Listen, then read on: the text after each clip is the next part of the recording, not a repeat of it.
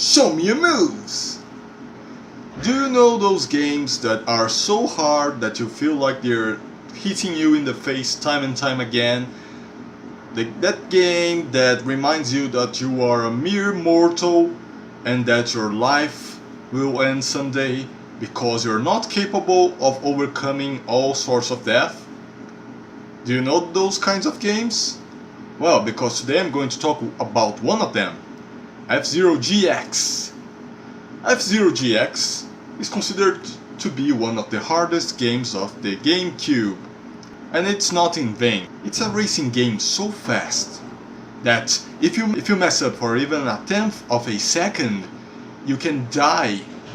It's so fast and so precise that any mistakes can mean either you lose or you fall down like 3 or 10 positions in the race. This is real. This is really real. That's why even I played this game for many years, I haven't beaten the hardest difficulties of it yet.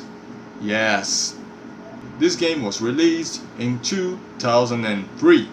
And along with it, an arcade version was released with different racers and special courses that are not on the GameCube version.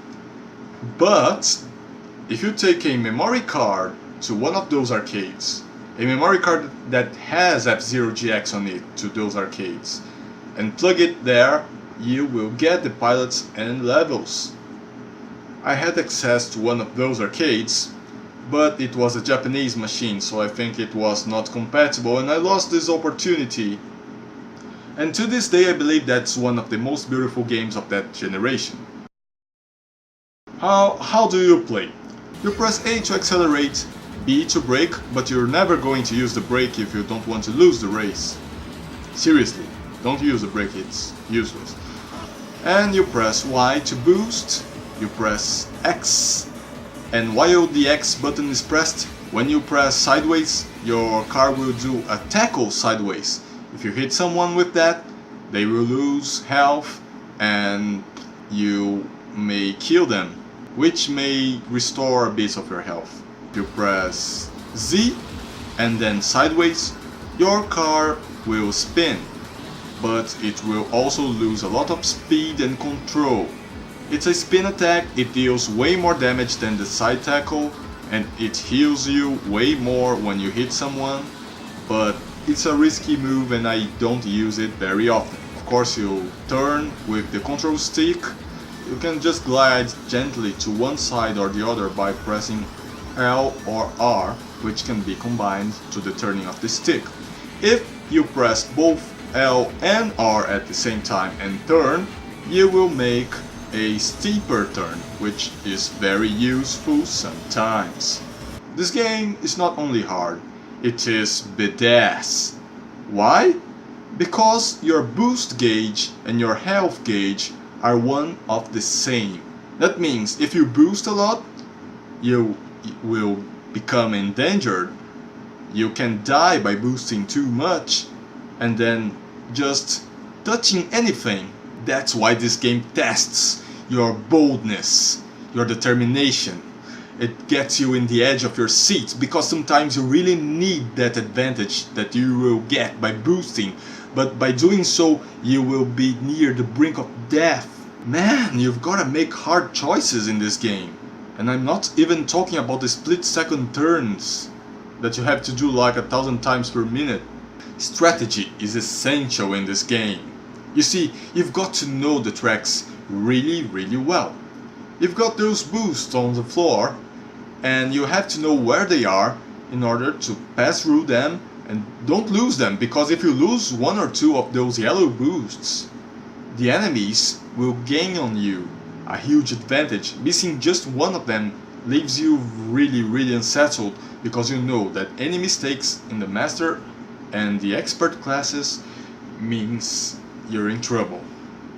Also, you've got to know where the recovery bars are to use your boost accordingly, so that your boost ends just before a recovery. You know, so that you don't get a long time exposed in the brink of death. This adds a new depth to the gameplay. It's not only the split-second decisions and the very sensitive maneuvering of your car with the control stick. No, you've also got to know the tracks and apply these kinds of strategies. This adds a lot to the replay value of the game. This is not a racer that's got items like Mario Kart, but this is enough to fill that gap. The level structures can be divided into 3 types of track. The normal plain ones, the ones that you race outside a cylinder, and the ones that you race inside a cylinder. And some tracks can blend those forms.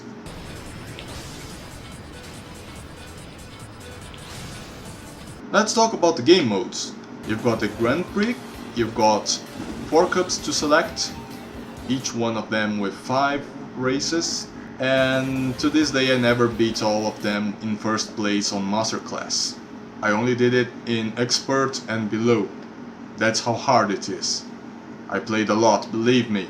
Each race in the Grand Prix has 3 laps for all the courses, no variation. By finishing the Grand Prix you get tickets or points that you can use to buy things in the shop, which I will explain later. You've got Versus Battle, the obligatory multiplayer. There you only play with 4 cars on the race.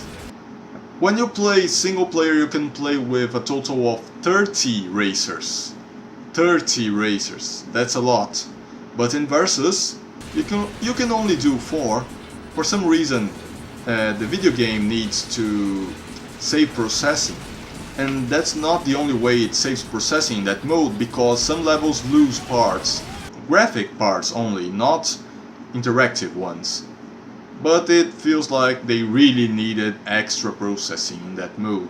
Regardless, I can't find many friends to play that with me, because to even start enjoying this game you've got to apply yourself a lot. Not like Mario Kart that you can just grab for the first time and start playing and understand the things that are happening. No, if you're not like very good in action games, you will suffer a lot during your first races.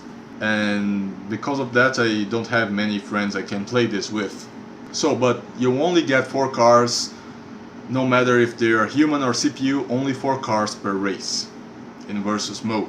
But there you can choose 2 races of up to 20 laps, and one very cool feature is that you can choose whether the screen will be split in the horizontal or in the vertical.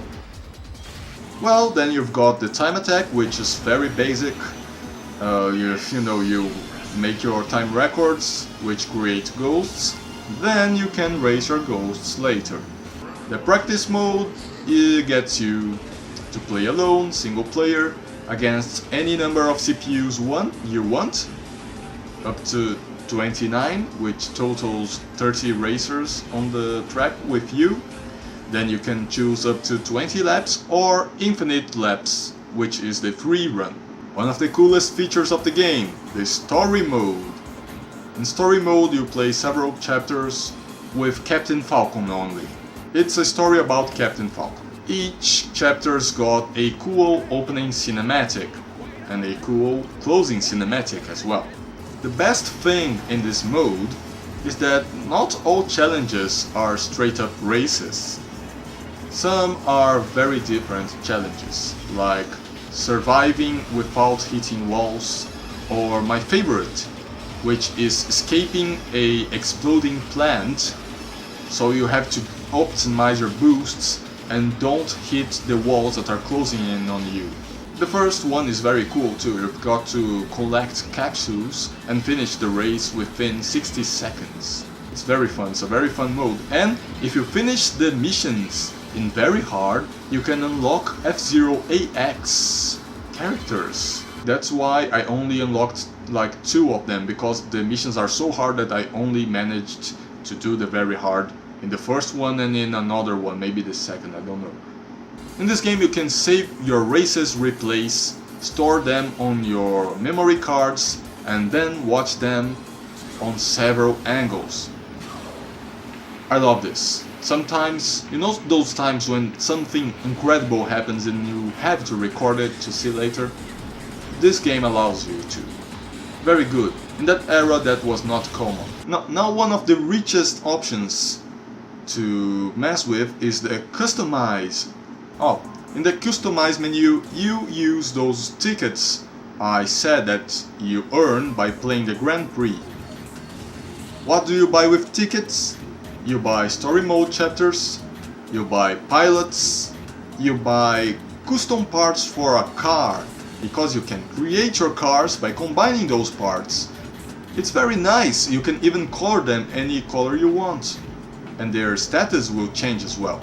You see, every car in this game, even the ones that already come in the game, has 3 attributes: the resilience of their body, their boost power, and their turning ability.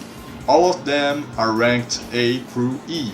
In Customize you can also create your own emblems, your symbols, and then you can apply them on your custom cars and even in the normal cars in F-Zero. You can also see the pilot profiles for every racer in the game, which adds depth to the F-Zero lore. Overall, this game is hard, as I have said a lot. This game really gets you on the edge of your seat. It's a great game to get into the zone because you cannot distract yourself while you're playing. When I'm playing this, I just need to focus 100%. If I don't do that, I die, literally. I will get trespassed by everyone, or I will make a split-second mistake which will throw me out of the track. And boom, I'm done. To be honest, 99% of my time with this game was playing with Captain Falcon, because I'm a Captain Falcon fanboy. But the little I played with other characters, I could perceive that each car in this game feels a lot different than the others. And considering that you have a lot of racers to play with, you've got many options, and to be honest, I'm feeling like testing more cars because it's very fun to see what each one of them can do. And that's it, friends. If you want to play a game that's very hard and that will get you on the edge of your seat, go for F-Zero GX. You want to get into the zone, you won't have time to think of any of your problems. Believe me, you've got to stay focused. It's a really good game to forget about everything that's bothering you, because you've got to give it your all.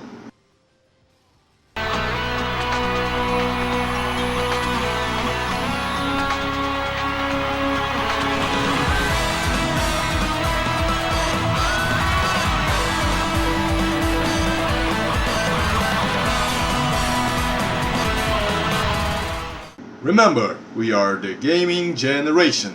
We talk about everything gaming from retro to new. Memes and gameplays can be found on our Facebook page and on our YouTube channel. And also, check out my personal page and my personal YouTube channel, Leo Siron Games. I post awesome gameplay almost every day. You can already find me playing every F-Zero GX Cup there. Check it out and have a blast, because I know you will. Bye bye. What's the most important requirement for a racer? Heart.